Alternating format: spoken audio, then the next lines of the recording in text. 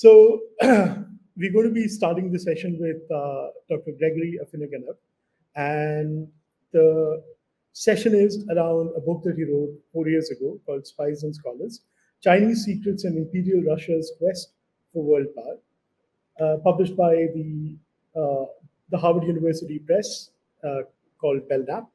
And Professor Afinogenov is currently a professor at Georgetown University, and he got his PhD in Russian studies and Russian history from Harvard, and a BA from Fordham University before that. There is a huge range of specialization that the good professor has. I read it on your website that it deals from cybernetics in Soviet Union to 18th century poetry, if I'm not wrong. So that's a huge range. I must compliment you. In the super specialized world of academia, you managed to break out of this small niche. Fascinating book. And first and foremost, welcome to the SenseMaker. My name is Amogh Rai, and you are having this conversation on a platform created by the Advanced Study Institute of Asia, which we tried very hard to fit Asia into Asia. So that is it. Welcome. Thank you so much for having me. I'm very excited for this conversation. Right. So before we get into the book and before we kind of start looking into the multiple things that you cover throughout the book, because it's a long history that we are looking at, the one specific thing that is interesting about the book, and it is also something that kind of builds into a larger picture, is the sheer magnitude of the time scale that you've covered. So for a lot of people who will be joining us later or who have joined us right now, will be watching it on video on YouTube or will be listening to it, give us a short view of this very long and interesting history. Yeah, so the timescale, so the book covers roughly the early 17th century through the mid to late 19th century. And it definitely seems like a long time scale at first, but it's actually quite natural because it covers essentially the first 200 years of relations between the Russian Empire and the Qing Empire. And that period, for me, pretty much ends with the Treaty of Beijing in 1860, when Russia annexes the Russian Far East, or what becomes the Russian Far East, the city of Vladivostok, those areas. And Russia's involvement in China starts to look far more like a conventional European colonial project, just like, the British in India or any other 19th century experience of that kind. Up till that point, however, so in the period that the book covers, what I'm interested in is the fact that Russia actually did not have a free hand in China at all, and in fact was often worried about Chinese power and influence, or rather I should say Manchu power and influence in Northeast Asia and in its backyard. So because the book is about knowledge and intelligence gathering, those questions really came to the fore in a period when the two rivals were not in a kind of like assumed hierarchy as European colonial powers tended to be later on, but in this tense, almost Cold War type of relationship. So I begin in the 17th century with the first tentative attempts by Russians to expand into Siberia, start to colonize that region, subjugate the local populations, and then as they sort of make contact by moving into what they call Dauria, but what we would think of as northern Manchuria, along the Amur River, encountering tributaries of the Manchu Empire. And what's interesting is that, well, first of all, one of the interesting things is that this expansion was in part driven by British interests, who were English interests, which were interested in gaining commercial access to China through Russia. But also, there's the ability of the Russian state, the Muscovite state in the 17th century especially, to project military power into Siberia was quite limited. So when it came to subjugating a local tribe, it was sufficient. But once they, and of course, the Northeast Asia, Manchuria was very close to the ancestral heartland of the Qing Dynasty, so it was very invested in protecting that region. So as the Russians moved into it, they found an unexpectedly firm resistance from the local inhabitants. And so this gave birth to a real effort on the part of the Muscovite state to gather knowledge about China. But they didn't just gather it through frontier agents. So they did certainly recruit, for example, Bukharan merchants, Central Asians who circulated throughout that space, to interview them about what they knew about China. They relied on Cossacks, who were sort of frontier irregular troops that managed to penetrate the enemy or the sort of foreign territory along different frontiers. But they also drew on Jesuit texts, for example, because the Jesuits had, of course, produced a lot of information about China. And they were, for the most part, quite interested in collaborating with Russia because they thought, well, if we could get an overland route to China from Europe through Russia, this would make everything a lot easier for sustaining the Jesuit mission. This did not actually happen in the end, but it's an interesting snapshot of different European ambitions in the 17th century period. So that's where the book begins, through this early hybrid intelligence gathering on the part of the Russian state. The book then shifts as we move into the 18th century. Of course, this is the period of Peter the Great, Russian westernization, the transformation of the Russian bureaucracy and administration and military.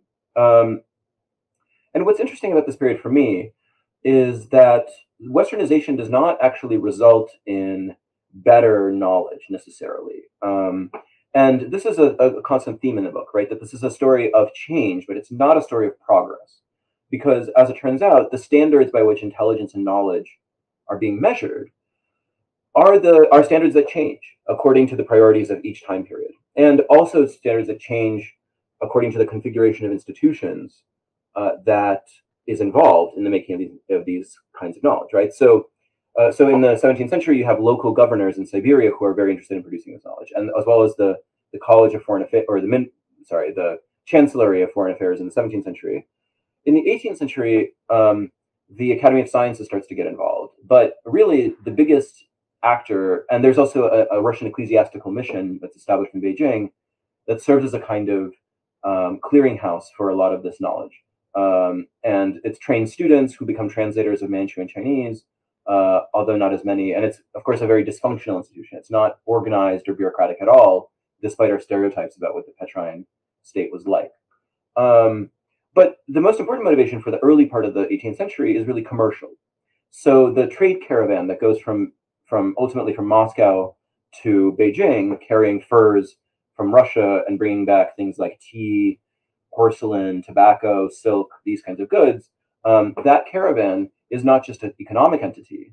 It also has personnel who are doing industrial espionage. It has people who are investigating Chinese fortifications along the border. It has people who are interested in medicine.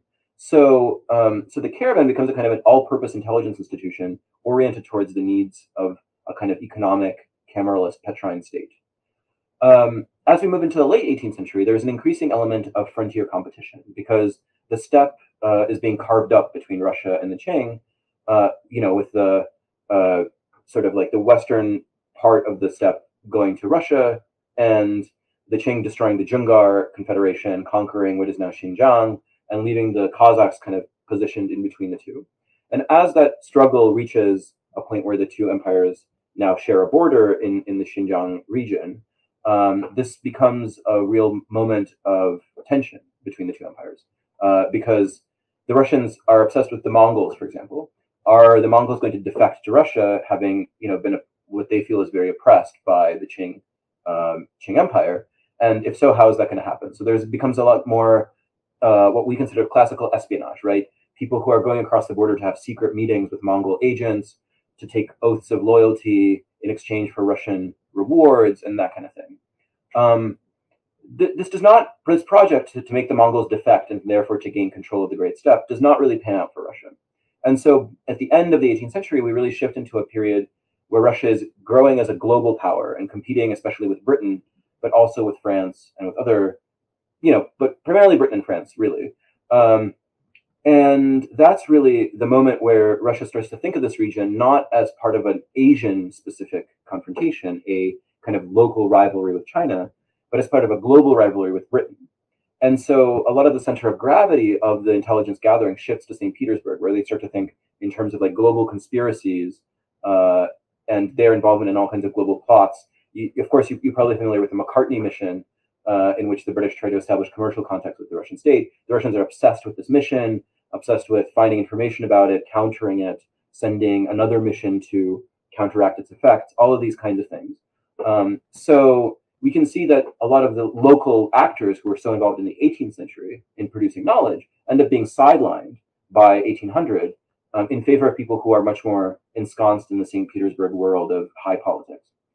And then in the 19th century, we really shift into a classic Orientalist imperial mode, where because increasingly Russia is thinking of itself as competing with Britain, right? One of the ways to do that is intellectually through the establishment of Oriental studies, academic scholarship on China, and that scholarship then takes form in a very classical Orientalist way, in which there's a sort of civilizational gap between Russia and China that, you know, one has to account now for Russian Westernness and Chinese backwardness, and then this helps to lay the groundwork for a lot of the later annexations by the 1860s. So what's interesting to me is that this period, it does not necessarily result in better knowledge, but it also is a stark contrast to the 18th century when, you know, of course there's the Russians talk about themselves as being superior to the Chinese, but there's not a sense that there's a kind of like racial or civilizational divide. It's a kind of 18th century mode in which, you know, like there's a kind of state-based language. But the civilizational discourse starts to come into play in the early 19th century in a very radical way. So that is the overall story I'm telling. Different modes of configurations of institutions and priorities that lead to different forms of knowledge, but don't lead to the knowledge being better or knowledge being more sophisticated, but simply older forms of knowledge being forgotten or described as inferior because they no longer fit the needs of a particular ideological or institutional moment. Thank you. I think that's an interesting intro into this conversation. So I'm now going to quote something from the book. This is from 1764, when the knowledge mission was just getting started. I've taken pains for some days past to get authentic information of the situation of the present disputes with China, as the greatest secrecy is observed in relation to everything that passes on that side. This is an English ambassador in St. Petersburg writing back, and this kind of frames the entire argument that you have in the book. The Russians on the one side were trying to have this multifaceted intelligence gathering operation going on in the Qing China, or the Great Qing in China. On the other hand, they were trying to create sort of a church and a state distinction between this intelligence from leaking out to different other colonial powers or war imperialist powers. When I open your book, and I'm not a professional historian, I'm an amateur who's interested in history. My frame of global history of this sort, and excuse me, is guns, germs, and steel. Right? So when you open guns, germs, and steel, there is an inevitability to this taking over, the European project becoming what it is. When I read your book, and when I kind of try and understand how complicated it was, at no point of time till 1860, when you stopped the book, or rather your analysis in this particular book, the story could have gone any which way, right? It could have gone over to, it could be the Chinese who could have taken over the parts of Russia that Russia wanted to protect from it. So when we talk about knowledge today, and with your expertise in this particular area, how should we be approaching this large-scale history, and how easy or hard it is to approach from the knowledge creation or the knowledge frontier, the knowledge regime, the word that you've used? So how do we kind of approach this? Because anything else which is popular makes it out to be very simple and linear, but history was not like that. Yeah, you know, I mean, it's an interesting point that you make, because as far as the Russians were concerned, there's a perennial insecurity about those borders going all the way into the 19th century.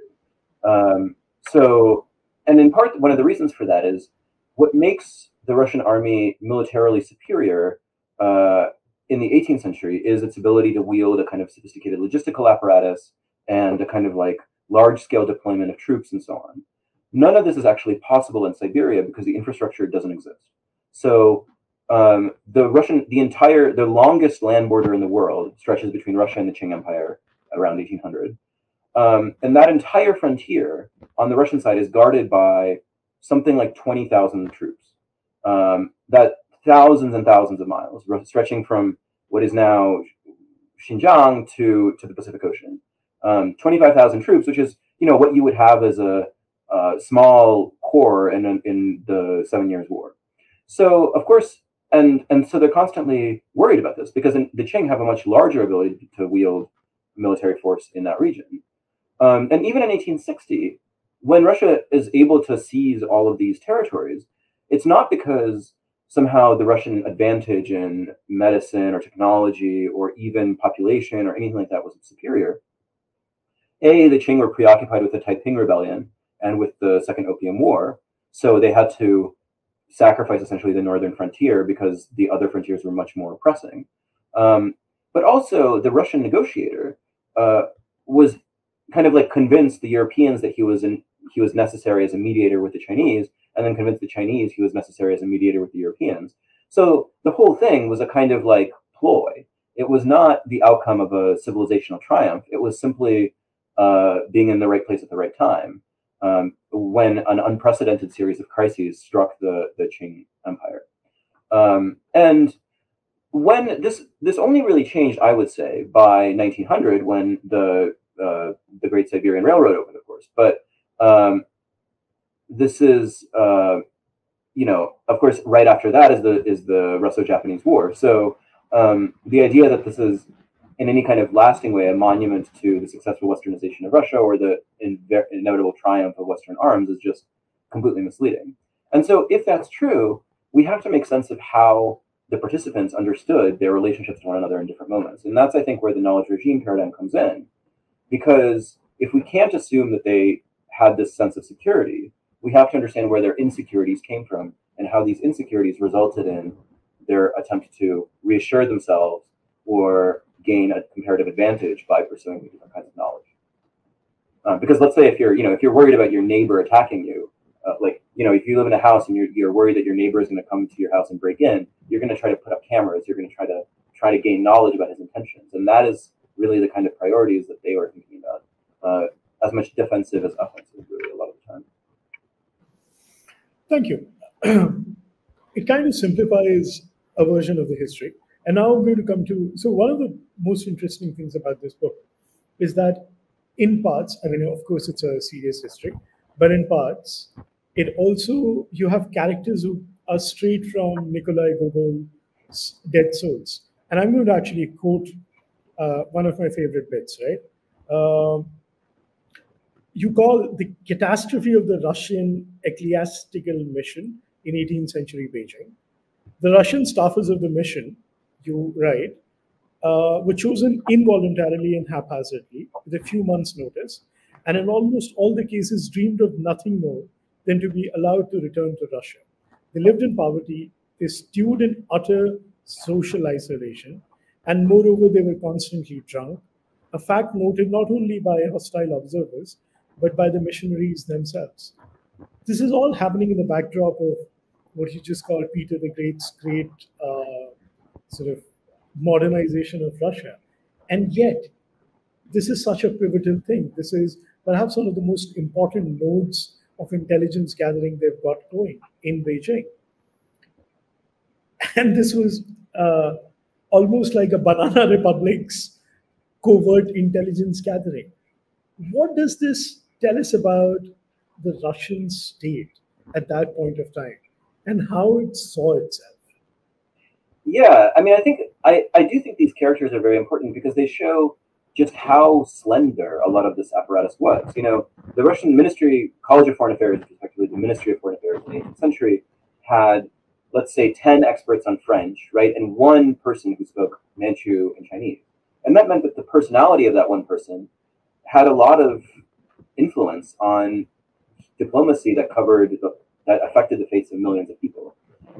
And the ecclesiastical mission is, of course, a classic example, right? And the Russian state did not devote nearly enough attention to it, but the people involved were just continually, one of the people who was most influential in its transformation in the 19th century, Kamensky, wrote that essentially,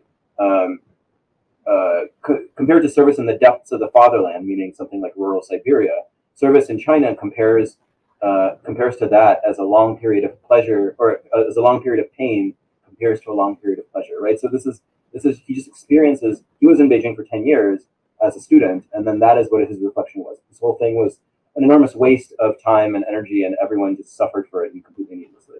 And the amount of violence and just like casual interpersonal strife involved in that process was just really enormous. And so I wanted to, in relation to my last answer about the sort of fragility of the Russian Empire and the frontiers, there's another character I think that really exemplifies that for me.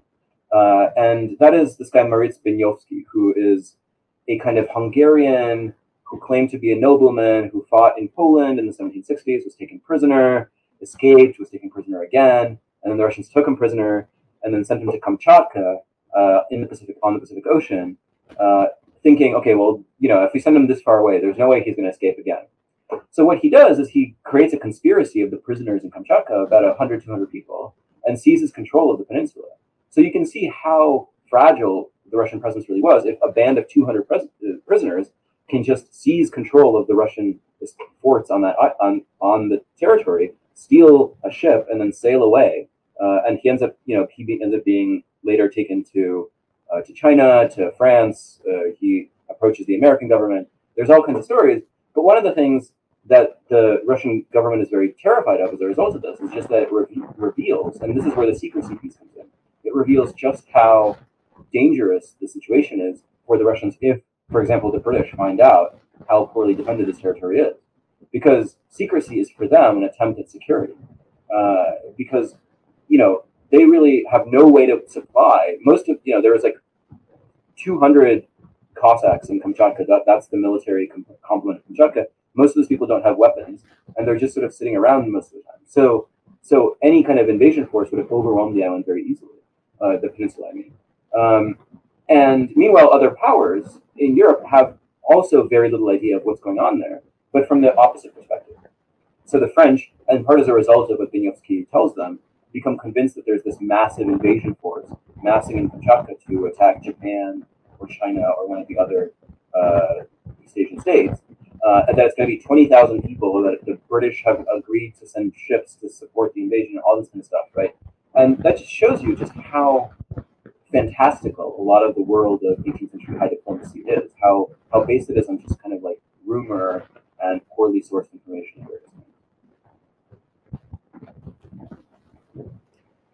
But one of the things, just a point that you made, you have a cast of these characters. I'm not going to get into their antics. For anybody who wants to find out, this is the book. Please grab a copy and read it. It's fascinating. I mean, it's almost like a Russian tragicomic novel, bits and pieces of it. But there is no reward for them.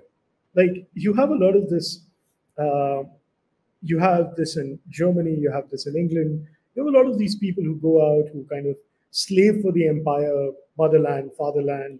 And when they come back, there is some reward waiting for them.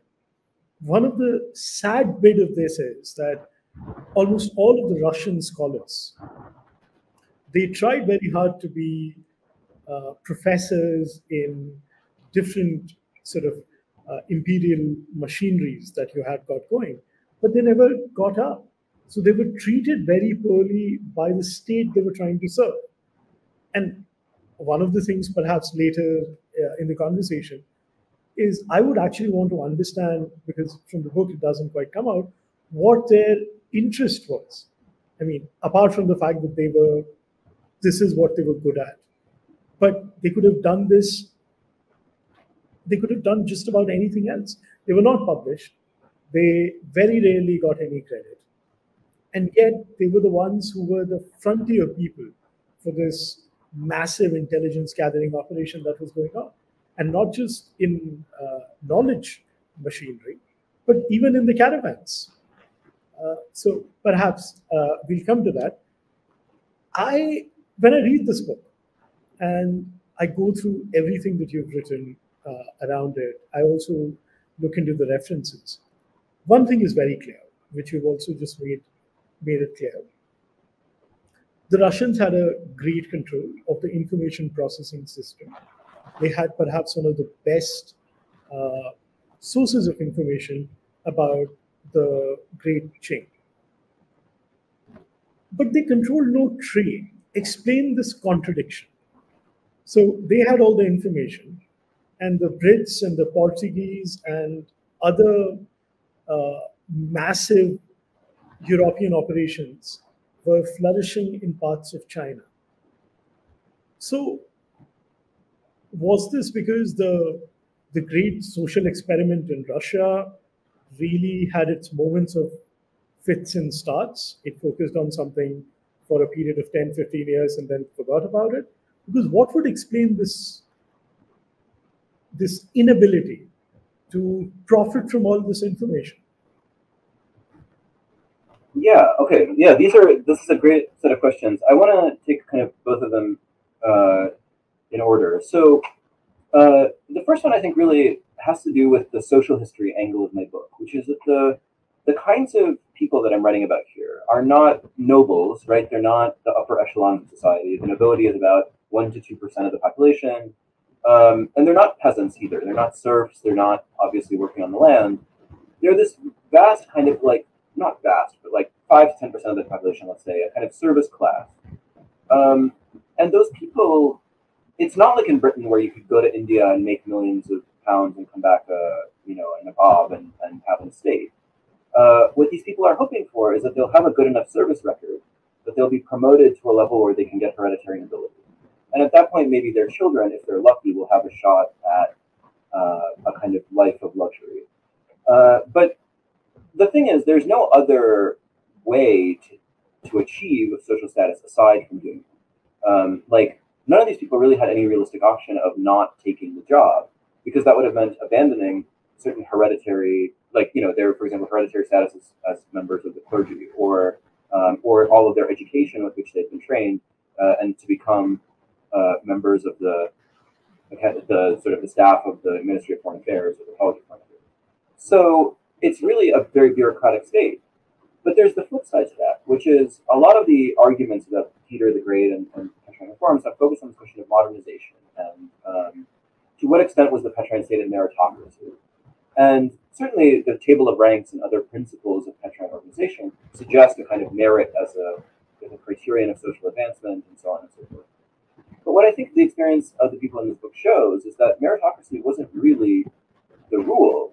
It wasn't merit in any kind of abstract sense. It was your ability to carry out certain tasks that you were given, and your reward for that was not being promoted in accordance with your abstract merit. It was very slow, regular progression through the ranks. And so you could stay at the same rank sometimes for 5, 7 years, and all of your extraordinary exertions, all of your risking your life and so forth would really not be worth that much, especially if you weren't already part of the group of people who were connected to court elites and so forth. So I think that's it. This book says a lot in that sense about what Petrine culture is like. It's meritocracy, but in a very specific sense. And it's elite dominated to the point where these kind of more middle strata have such limited perspectives that it's not like other empires in that sense. And this is in some way actually connected to your second question about why the Russians were able to make more use of their connection. In part, it's because, there's a very material reason, which is that their trade with China was overland at capital, which was infrastructurally extremely challenging. There's a reason that the vast majority of 18th century trade is naval, maritime, right? Because maritime trade is much more efficient. You can move much greater loads, much greater distances. It's typically faster. Whereas the Russian trade carried on by caravans depends on huge numbers of camels. It depends on personnel. It depends on planning to get all these places in order. And of course, the ability to traverse thousands of miles while keeping in some sort of orderly fashion and preventing mass fraud, robbery, speculation, and so forth. And in the early 19th century, the Russians do start to think, well, okay, how do we establish a maritime presence in the China trade? And what actually happens is that the Chinese are like, well, you've never traded maritime overseas with us before, so there's really we are not going to give you that permission. Like, you don't have the right to trade at Canton. All of the other, France and England have that right. So the Russians tend to be kind of constrained by the nature of their early advantage in terms of gaining access to the Chinese market. They can get a certain amount of stuff out of it, but there's a certain limit to how much that works. And no matter how there are tons and tons of plots, conspiracies, whatever, to try to increase their access to that market and increase China's dependence on them, but it never works. And in part because there's actually no real maritime establishment on the Pacific coast of Russia until the mid to late 19th century, by which time, this will occur. So Okhotsk, which is the main port, as of throughout the 18th century and into the early 19th, is basically a cluster of 100 mud huts, on a pier that's like continually flooding. It's a fishing village essentially. So you can't build ships there, and in fact, even when you do build kind of like small vessels later on, one of the things, for example, you can't. All of the supplies to build those ships have to be carried over land by donkeys over a mountain range, and you can't. So an anchor, for example, is too heavy to carry, so any ships that would require an anchor can't be built. It's those limitations that we just don't see when we look at a map, but are incredibly relevant to everyone in Russia who's thinking about it. Right. That's an interesting way. Do you think one of the reasons that this is a speculative question, but do you think one of the reasons that the Qing never kind of gave some of these permissions to the Russians is because somewhere deep down there was always this competition, which was about, perhaps the way I would take a look at it is that you have one island that the Britishers had, and they can be run away, but you have a huge land boundary, and you don't have enough. No, none of the sides have enough armed guards patrolling the border. So perhaps, do you think it was one of the reasons that the trade suffered? Yeah, the Qing attitude to the Russians was basically that these guys are frontier barbarians, and our relationship to them does not necessarily have to be hostile, but we have to keep in mind that they are treacherous and that they are uncivilized, and therefore we need to pacify them. And one of the ways we pacify them is by giving them access to trade. So through getting Chinese trade goods, they're going to become very impressed with our culture and technology. They will look up to us. They will perhaps civilize themselves in relation to how much contact they have with China. But it means that trade is primarily an instrument by which the Qing are hoping to manipulate the sort of international situation, and that trade is really important for Mongolia, but it's not very important for China itself. So they wield the trade instrumentally, and actually in the 1750s, 60s, 70s, there are moments when the trade is interrupted for many years because the Chinese feel that the Russians are not behaving in a civilized enough way to warrant being traded with.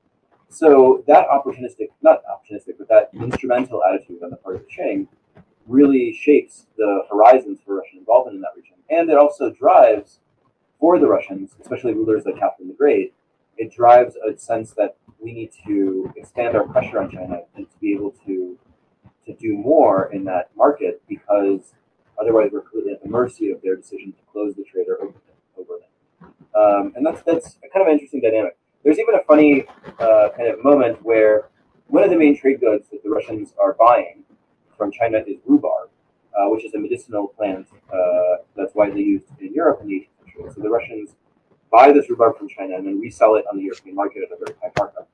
But what the Chinese conclude on the basis of this trade is that the Russians, and so rhubarb is primarily used to treat gout and other diseases that are related to a bad diet.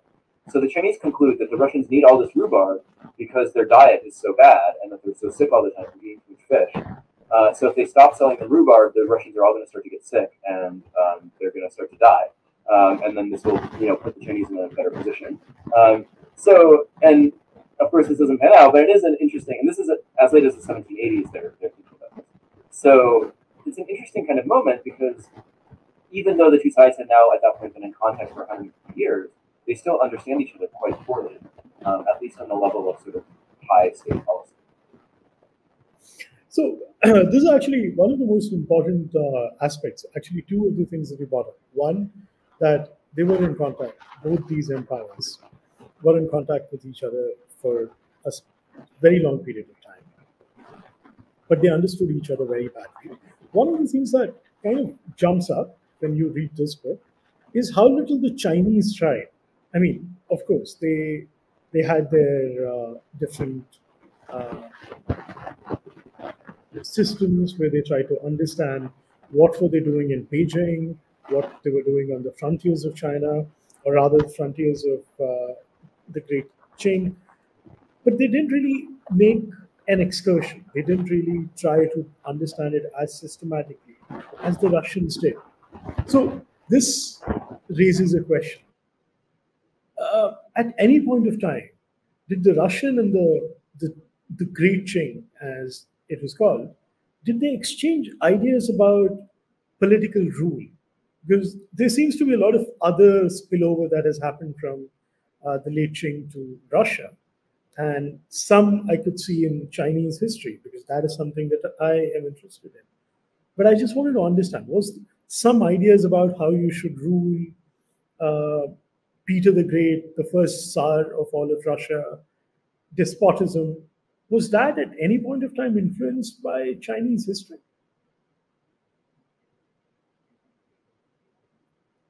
I think you're mute. Oh, it's interesting. Can you hear me now? Oh. Yes. Okay. Yeah. So, yeah, it's an interesting question because really, I mean, of course, in the 18th century, Enlightenment philosophers are obsessed with China as this image of a kind of benevolent philosopher king type of monarchy that cares for the well-being of its people, does not indulge religious sectarianism, and is kind of driven by a sense of responsibility for the whole population. And so, people like Voltaire think about China in this way, or at least gesture towards an idea of China that is like this. This idea is almost entirely absent from Russia. None of the Russian experts on China sentimentalize it anyway, even when they happen to have very friendly attitudes towards Chinese culture. But there are kind of like moments. I don't know. I mean, there is a kind of rash of publications about Chinese law or Manchu law and Manchu kind of like sayings of Manchu rulers and stuff in the 1780s. I'm not sure that people are deriving political lessons from them, but it's certainly part of the soup of kind of the literature that's flowing into the Russian Enlightenment in the 1780s. My sense is that precisely because of their proximity, it was a lot more difficult for the Russians to idealize Qing rule than it was for many of the Europeans who never set foot in Russia or in China, rather. And so because of that intimate contact in the frontiers, they were able to appreciate some of the similarities between them. These are both large multi-ethnic empires. They have a dynastic distribution of rule. They're not, in any sense, like democracies, but they also have a sense that their grandeur is based in part on the number of different cultures and peoples that accept their sovereignty. So in many ways, they have a common language of monarchy, but that language does not necessarily result in a great sense of sympathy. One of the, we are about to hit the 1 hour mark, and I'm aware about it, and there are multiple things to go to, so I'm now going to rationalize. Tell me a little bit about the Siberian frontier, and what role did it play in shaping public institutions in Imperial Russia? The reason I ask this is because a lot of the intelligence gathering that is happening for China is, of course, happening for China. But one of the reasons is that the great conquest. I mean, I think it's 1 million square kilometers that the Russians add by 1860, right around the time your book ends. And all of this is happening to conquer a large part of Siberia and beyond, the Amur and so on and so forth. So, what role did this landscape play, which sparsely populated, cannot support itself, is a large land border, is an area of innate and inherent disturbances, but it occupies a huge role, a disproportionate role in a country which saw itself largely as a Western country. But from your book, it becomes very clear that the lens that the Russian state took was often very, if I might be excused for using the word, Oriental in nature. So, what role did this play? Geography and institutions. Yeah, that's a great question, and it's something, of course, that many historians have been interested in the last 20, 30 years. I would say, so it's kind of a paradox, right? So geographically, the majority of Russia's territory is in Siberia, and yet in the 19th century, Siberia works very differently from what we understand Imperial Russia to look like, right? Because there's no serfdom, there's very few of the institutions that are assumed to be present throughout the rest of Russia, and the people who have disproportionate power are often people who have been forced out of Western Russian society, for any number of reasons. And for example, and it's also seen as Siberia is seen as this place to make a huge fortune. So it's a kind of Wild West in the East, but it's also a place of corruption. It's a place of political fantasy of various kinds. And this is not original to me. There's a very famous book called Imperial Visions, which talks about this. But the Amur ends up being a crystallization of a lot of these fantasies. And in fact, even Russian socialists and anarchists like Bakunin in the mid-19th century think of the annexation of the Amur as very positive, because what it's going to do is it's going to make Russia more like the United States. It's going to be the foundation of this bridge to the Pacific, because it's supposedly this fertile, rich territory that's going to have lots of settlers, and those settlers are going to live the lives of sort of free yeoman farmers like you might have in the American Midwest. There's an image of the Amur as Russia's California or something.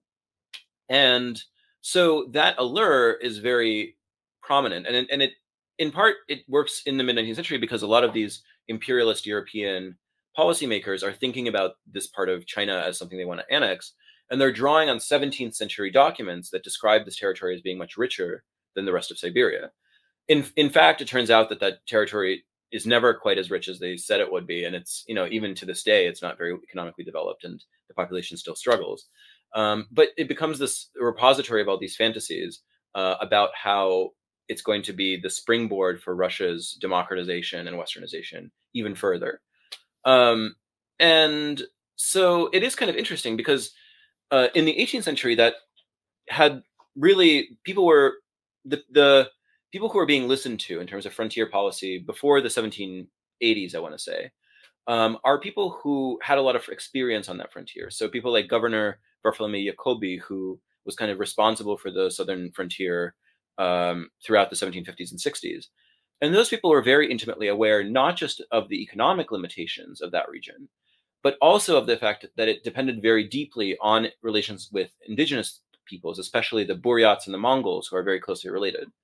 And so 18th century frontier policy is much more predicated on creating relationships with Buddhists and local and, Buddhist Mongols, Buryats, but also Evenki and other local nomadic populations, that then that emphasis sort of like really disappears or becomes much more occluded in the 19th century. So I think that that's kind of an interesting moment because 18th century Russia thus emerges as being more concerned with questions of diversity and frontier hybridity and that kind of fluid nature of the borderland than 19th century Russia does.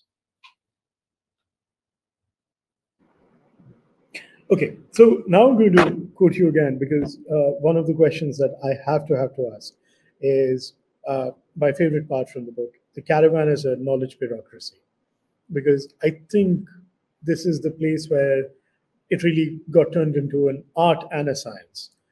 But I'm going to kind of quote from the end of this particular chapter. By 1760, the situation had changed significantly.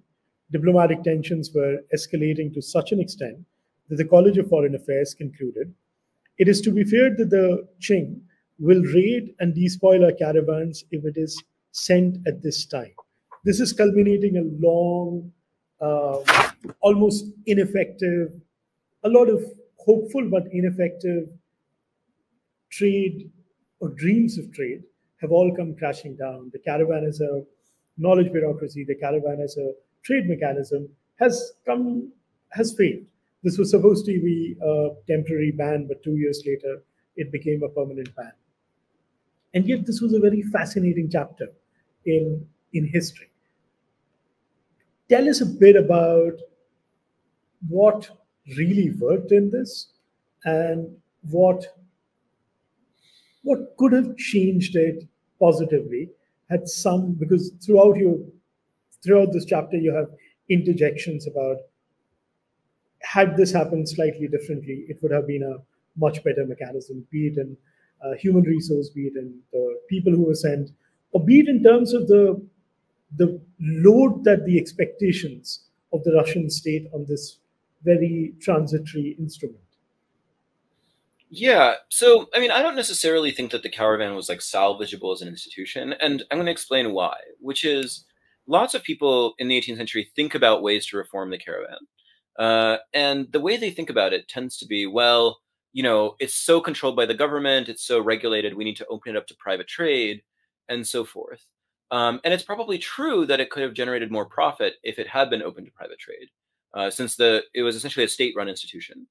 The problem was that logistically, the expenses of running the caravan were such that they could only be coordinated by the state. There was not enough private capital in Siberia to fund such a venture. It was so onerous. And the reason that the Qing allowed it in the first place was as a kind of mechanism for kind of a quasi-diplomatic forum, right? So the state-based functions of the caravan came into conflict with the economic functions of the caravan. And this manifested, for example, in the fact that when the caravan shows up in Beijing, it's not like the furs that it's delivering have an open market that the people in China can just buy and sell. It's a very highly regulated environment, and the caravan is under huge pressure to conclude all of the sales as quickly as possible, because the longer they sell, the worse the conditions are going to get. So this is not capitalist free trade. This is very much a mechanism that's subordinated to the foreign policy goals of both of the parties involved, which is one of the reasons that intelligence plays such a big role on the Russian side, is that they're trying to squeeze as much non-economic value out of this institution as possible. So it's kind of fitting in the end that it falls victim to this international tension that rises after the collapse of the Dzungar Confederation, because it's always been a creature of diplomacy. It's a kind of, you can think of it as sort of like various like US-Soviet space ventures in the 1960s and 70s. It's a kind of, this is like détente, so we have this trade caravan that represents détente. And then when détente seems to be over and the tensions are rising, well, that has to be shut down. So I think that institution is a really interesting view into 18th century trade, which is not an economic phenomenon. It's just as much a phenomenon of international relations, really. Interesting. Last two questions before we close it. Mm-hmm. You have a very interesting pivot to when the Russian side starts gaining ground. Till that time, both the powers are weighed very equally. You call it the mid-18th century crisis. This is a very interesting thing. Explain how the destruction or the conquest of the Yungar Khanate by the great Qing in China precipitates into motion what the Russians were trying not to do for a very long period of time, as in try gaining the upper hand between Russian and Sino relationships. Yeah, and this has to do with my understanding of how essentially we can call it the international system of 18th century Eurasia had come together by the early 17th century, or the mid to late 17th century, let's say. And what that is that it's very much not a bipolar system dominated by Russia and China.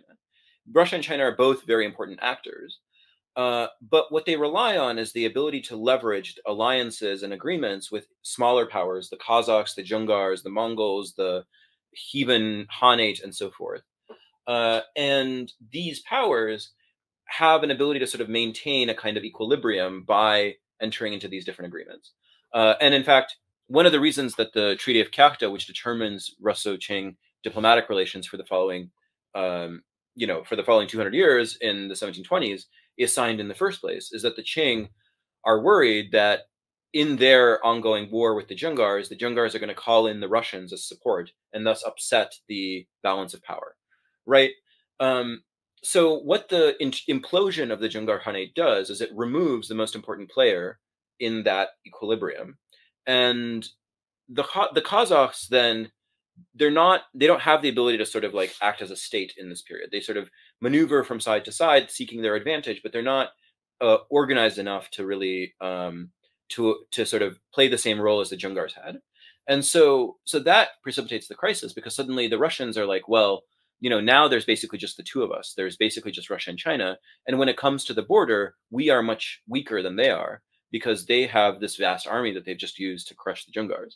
So, and in part, that army had been built up over the previous 50 years by means of logistical improvements and the kinds of technologies of organization that the Russians had failed to develop in Siberia, in part as a result of inferior access to food and supplies. So, so that really is what precipitates a lot of tensions, and it ends up not leading to war, but it does lay the foundations for a lot of the 19th century conflict that emerges. Okay, so last question. Mm-hmm. Throughout the book, you have a rotating cast of Russians who are drawn in from large swaths of the empire. But one of the most important, or rather unchangeable fact, is that just about anybody, or rather everybody, who matters in this information processing bureaucracy is not really a Russian. The dependence on the foreigner, be it a German historian, linguist, or French astronomers. In fact, you have two French astronomers who were constantly writing back to France and telling them about all of these map-making innovations that they were doing for the Russian Tsar. And then you have the Jesuits. They had a very important role. They were playing a long game with the Chinese and the Russians. What exactly does this tell us about the Russian state in its formation, from the point of view that it saw information as crucial, but it never developed its machinery? I mean, there's a very complex machinery in terms of Council of Foreign Affairs and so on and so forth, but you don't have a university, you don't have a systematized system of learning. And when you look at the knowledge regime, is this something that we could reflect upon? Well, yeah, so I think these are actually two separate questions. I think the multi-ethnicity of the Russian state is a really interesting question. And, a famous example that I like to use is the negotiations for the Treaty of Nerchinsk in the 1680s take place in Latin largely, even though they could have also taken place in Mongol, in part because the Jesuits persuaded the Qing negotiators that Latin was a language that both sides had in common, even though Mongol specialists were available also on both sides. So you have this moment in Far East Asia, in the 17th century when the Russians and the Qing are meeting, speaking Latin. And then later on in the 18th century, right, you have a German guy who's the main Russian administrator on the frontier meeting with a Mongol and a Manchu, who are the representatives of Qing rule, and, with nary a Chinese person in sight, right? So there's the multi-ethnic logic of those two states is very prominent. And I think it's not necessarily a weakness. I think it's integral to the way the Russian Empire functions. And in the 18th century, it's a fairly successful state at that, in terms of assimilating elites from other conquered areas or from elsewhere in Europe, and kind of bringing them in and making them useful. And of course, one of the main groups of people who are involved in the Russian project in China are former Swedish prisoners of war who had been taken prisoner during the Great Northern War and enrolled in the Russian administrative apparatus. So it's a very flexible and multi-ethnic system. As far as the inefficiency and the sort of inability of a lot of the Russian intelligence gatherers to leverage their expertise in the long-term way, I think that in part has to do with the social rigidity.